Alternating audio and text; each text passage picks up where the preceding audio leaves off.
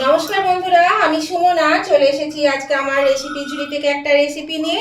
আশা করি আপনারা সকলে ভালো আছেন, সুস্থ আছেন। আজকে আমি আপনাদেরকে দেখাবো কোনো রান্নার রেসিপি না, আজকে একটা দারুণ মজাদার কুলের আচার। এই জন্য দেখুন, এই কুলগুলোকে কিন্তু আমি বেশ রোদে একটু শুকিয়ে নিয়েছিলাম। দেখুন সেই জন্য শুকনো শুকনো লাগছে। তো এই কুলগুলোকে শুকিয়ে নেওয়ার পরে আমি গোটাগুলোকে সব ছাড়িয়ে নিয়েছি। ছাড়িয়ে নিয়ে এর মধ্যে আমি জল দিয়ে 10 মিনিট ভিজিয়ে রাখবো। আমি 2 মগ মতন এখানে জল দিয়ে দিলাম। জল দিয়ে এটাকে দেখুন আমি ভিজিয়ে রেখে দিচ্ছি। এবার আমি এখানে আরেকটা পাত্রের মধ্যে জল নিয়েছি, আর এখানে 500 গ্রাম ভেলি গুড় আমি জলের মধ্যে ভিজিয়ে দেব। কারণ গুড়ের মধ্যে কিন্তু প্রচণ্ড ময়লা থাকে, হ্যাঁ, খড় কুটোর মতো থাকে, বালি থাকে, সেগুলো যাতে তলে পড়ে যায় সেই জন্য আমি জলে ভিজিয়ে দিলাম। এটা কিন্তু অনেকেই করে থাকেন, আবার অনেকে ডাইরেক্ট করে থাকেন। তো এগুলো দেখুন গুড়টা ভীষণই নরম, সেই জন্য আমাকে আর কাটাকাটি কিছু করতে হয়নি, এমনিই গলে গেছে। একটু হাতে করে চটকে দেব, তারপরে একটু ভিজলে আরও নরম হয়ে যাবে, তখন ভালো করে একটু চটকে নেব। আপনারাও কিন্তু এভাবেই করে নেবেন, কারণ গুড়ের মধ্যে দেখবেন অনেক নোংরা থাকে আর বালি থাকে, যেগুলো খাবার সময় মুখে লাগলে খুব বাজে লাগে, বালি কি করে, খেতে ভালো লাগে না। তো সেই জন্য কিন্তু এরকমভাবে জলে ভিজিয়ে গুড়টাকে ছেঁকে নিতে হবে। তাহলে চলুন এটাও 10 মিনিট জলে ভিজুক, ততক্ষণে এটা নরম হয়ে যাবে গুড়টা। গুড় আর তেঁতুল ভিজতে ভিজতে দেখুন আমি এখানে 3টে শুকনো লঙ্কা নিয়েছি আর 2-4 চামচ মতো মৌরি নিয়েছি। সেই শুকনো লঙ্কা মৌরিটাকে আমি শুকনো খোলায় ভেজে গুঁড়িয়ে নেব। এরকম বন্ধুরা, এখানে আমি শুকনো লঙ্কাটা দিয়ে দিলাম। আগে আমি শুকনো লঙ্কাটা ভেজে নেব, দিয়ে আমি মৌরিটা ভাজবো। তাওয়াটা গরম হয়ে গেছে, এবার আগে লঙ্কাটা ভেজে নিই। এরকম লঙ্কাটা ভেজে তুলে নিয়েছি, আর এখানে আমি মৌরিটা দিয়ে দিয়েছি। মৌরিটাও আমি একটু ভেজে নেব, আর আঁচটা কমিয়েই ভাজছি। আঁচটা কমিয়েই ভাজতে হবে, নালে পুড়ে যাবে। তো এটা এই আচারটা কিন্তু শুধু এই দুটো মশলা দিয়ে খেতে দুর্দান্ত হয়, অবশ্যই করে খাবেন। আমরা কিন্তু অনেক রকমভাবেই করে খাই, তো আজকে আমি যেভাবে দেখাচ্ছি এইভাবে যদি কোনো সময় না করেছে তাহলে অবশ্যই কিন্তু একবার করে খান, দেখবেন খুব ভালো লাগে, এটা খুব টেস্টি হয়। আর কুলটাকে আমি ভিজিয়ে দিয়েছি, কুলটা দেখবেন কুলটা কত সুন্দর ফুলে যাবে। মৌরি ভাজা হয়ে গেল, আমি এটা নামিয়ে নিচ্ছি। এরকম 10 মিনিট পরে আমি ফিরে এলাম। তো এটা আরেকটু বেশি রাখলেও সুবিধে হয়, অসুবিধা কিছু নেই। তো এরকম কুলগুলো কি সুন্দর ফুলে গেছে, দেখেছেন? কুলগুলো বেশ কিন্তু ফুলে উঠেছে। এই দেখুন এই কুলগুলো এবার আমি এরকমভাবে ফাটিয়ে দেবো। এরকম ভেতরটা বেশ শুকনো শুকনো হয়েছে, এইভাবে ফাটিয়ে ফাটিয়ে দিলে পরে কিন্তু খেতে ভীষণই ভালো লাগে, যখন রসটা ঢুকবে আর শুকনো শুকনো একটা আর রসালো ভাব দুটো থাকবে, কুলের টেস্টটা কিন্তু অন্যরকম লাগে। সেই জন্য আমি কুলগুলোকে একটু ভিজিয়ে দিলাম। আপনারা যদি মানে কুল কেনার পরে সাথে সাথে করতে চান তাহলে সেটাও করতে পারেন, তাতেও কোনো অসুবিধা নেই, তবে একদিন একটু রেখে করলে ভালো হয়। এইভাবে আমি কুলগুলো সমস্ত ফাটিয়ে নিচ্ছি। ওদিকে কুলটা ফাটানো হবে, আর এখানে আমি এই গুড় জলটা ছেঁকে নিচ্ছি। দেখুন গুড়টাকে আমি ভালো করে চটকে গুলে নিয়েছি, কত নোংরা বেরোবে সেটাই দেখাচ্ছি আপনাদের। এই দেখুন ছাঁকনিটার মধ্যে কত নোংরা, দেখেছেন? কাঠি পাথর কত কালো কালো নোংরা। এই দেখুন বাটির মধ্যেও রয়েছে কত নোংরা, নিশ্চয়ই দেখতে পাচ্ছেন। এই যে প্রচুর নোংরা রয়েছে। এটা এবার আমি গুড়টা ফোটাবো, খুব ভালো করে এটাকে ফোটাতে হবে। তাহলে এটা ফুটতে থাকুক আর আমি ওদিকে ফুলটা ফাটিয়ে নিই।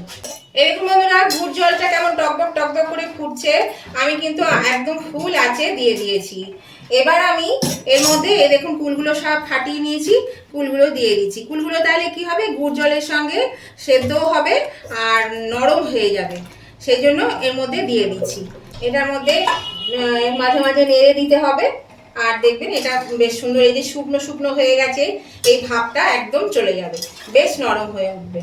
আর এই জলটা তো অনেক মরে যাবে। আর এটা দেখুন খুব সহজে খুব তাড়াতাড়ি কিন্তু হয়ে যায়, আর বিশেষ কিচ্ছু উপকরণ লাগে না। একবার হলেও এইভাবে করে খেয়ে দেখুন যদি কোনোদিন না খেয়েছেন। আর নতুন বন্ধু যারা আমার চ্যানেলে প্রথম এসেছেন, এখনও আমার চ্যানেলটা সাবস্ক্রাইব করেনি, তাদের কাছে আমার অনুরোধ অবশ্যই কিন্তু আমার চ্যানেলটা সাবস্ক্রাইব করে আমার পাশে থাকবে, আর পাশে থাকা বেলটা অবশ্যই ক্লিক করে দেবে। এ দেখুন বন্ধুরা বেশ এটা ফুটে ঘন হয়ে এসছে, এ দেখুন বেশ একদম অনেকটা ঘন হয়ে গেছে। আর ফুলগুলো দেখেছেন কি সুন্দর ফুলে গেছে, রসে একদম টইটুম্বু হয়ে গেছে। তো এবার আমি এই পর্যায়ে এখানে দিয়ে দিচ্ছি একটু পরিমাণ মতো নুন, 1 চামচ মতো নুন দিলাম। আর দিয়ে দিচ্ছি একটু ভিনিগার, 1 টেবিল চামচ ভিনিগার। ভিনিগারটা দিলাম এই কারণেই যে ভিনিগারটা দিলে কিন্তু আচারটা অনেকদিন থাকবে, চট করে নষ্ট হবে না, সেই জন্য ভিনিগারটা আমি দিলাম।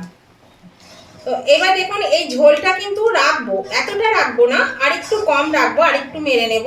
এটা বেশ খেতে বেশ ভালো লাগে, একটু ঝোল ঝোল। যারা ঝোলটা পছন্দ করে না তারা কিন্তু ঝোলটা মেরে দেবেন, ঘন করে নেবেন, শুকনো শুকনো করে নেবেন। আমি আর আমার ছেলে দুজনে একটু ঝোল ঝোল ভালো লাগে, পছন্দ করি আমরা, তো সেই জন্য এটা একটু রাখবো। আর এটা আমি 1 কেজি কুলের করেছি, তার মধ্যে 5-7টা কুল ফেলে দিতে হয়েছে, আর 5-7টা কুল আমার ছেলে খেয়েছে। ও টক খেতে ভালোবাসে, সেই জন্য একটু খেয়েছে। আর আমার উভয় বন্ধুদেরকেই বলছি, এই রেসিপিটা দেখতে দেখতে যদি এখনো লাইক দিতে ভুলে গিয়ে থাকেন বন্ধু, তাহলে পরে কিন্তু অবশ্যই লাইক বাটনটা একটু প্রেস করে দেবেন। আপনাদের একটা লাইক আমাকে এগিয়ে নিয়ে যেতে অনেকটা সাহায্য করে। আর আজকের এই রেসিপিটা কুলের আচার আপনাদের যদি ভালো লেগে থাকে, যদি খুব ভালো লেগে থাকে, তাহলে অবশ্যই কিন্তু আপনাদের বন্ধু বান্ধব, আত্মীয় স্বজন সকলের কাছে একটু পৌঁছে দেবেন। তাহলে পরে সবাই এইভাবে খুব সহজে, খুব তাড়াতাড়ি এই রেসিপিটা হয়ে যায়, সবাই করতে পারবে। আর দেখলেন তো একটু অন্যরকম ভাবে আমি করেছি, বিশেষ কিছু মশলা নেই, ফোড়নও দিইনি, একদম একটু অন্যভাবে করলাম। এটা যদি আপনাদের ভালো লেগে থাকে তাহলে একটু শেয়ার করে দেবেন প্রচুর পরিমাণে, একটু সবার কাছে যেন পৌঁছে যায়। আর কেমন লাগলো আজকের এই রেসিপিটা সেটা জানাতে কমেন্ট করতে ভুলবেন না। আপনাদের মিষ্টি মিষ্টি কমেন্টগুলো আমার পড়তেও ভালো লাগে, আর আপনাদের একটা কমেন্ট আমাকে পরবর্তী রেসিপি বানাতে অনেকটাই উৎসাহিত করে। তো সেই জন্য অবশ্যই কিন্তু কমেন্ট করতে ভুলবেন না, আমার উভয় বন্ধুরা কিন্তু কমেন্ট করে জানাবেন। দেখুন আচারটা কিন্তু হয়ে এসছে, এটা এইরকম পর্যায়ে রেখে দেব, কারণ এটা যখনই মানে ঠান্ডা হয়ে যাবে তখন কিন্তু ঝোলটা আরও টেনে নেবে। গুড়টা কিন্তু অনেকটা টেনে নেবে। তো এইবার আমি এই যে ভেজে রাখা যে মৌরিটা আর লঙ্কাটা গুঁড়ো করে নিয়েছি, এইটা আমি এর মধ্যে দিয়ে দিচ্ছি। আর এটা কিন্তু একদম পুরো গুঁড়ো করিনি, মিহি করে গুঁড়ো করিনি, একটু ছিটে ছিটে ভাবে, মানে দানা দানা ভাবে গুঁড়ো করেছি। এইটা আমি এবার এর মধ্যে দিয়ে দিলাম। দেখুন এটা দেওয়াতেও কিন্তু অনেকটা কিন্তু এটা টেনে নিয়েছে। এভাবে কিন্তু একবার হলেও বানিয়ে দেখবেন খেতে খুবই বেশ ভালো লাগছে। দেখুন আচারটা কিন্তু হয়ে গেছে। এটা আমি এবার মানে নামিয়ে নেব, নামিয়ে ঠান্ডা করে নেব। ঠান্ডা হয়ে গেলে তখন আমি এটা বোতলে ভরে রাখবো। একটা কাচের শিশিতে সবসময় আচার, যে কোনো আচারই একটা কাচের শিশিতে ভরে রাখবেন, তাহলে কিন্তু ওটা ভালো থাকে। কাচের পাত্রে রাখলে আচার জাতীয় জিনিসটা ভালো থাকে।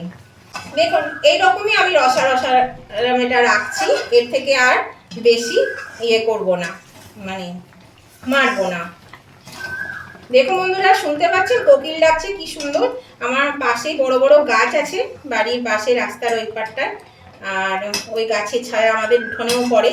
তো সেই ওই গাছে বসে বসে পাখিগুলো খুব ডাকে, খুব ভালো লাগে। এই বসন্তকালে কোকিল ডাকে, ভীষণ ভালো লাগে।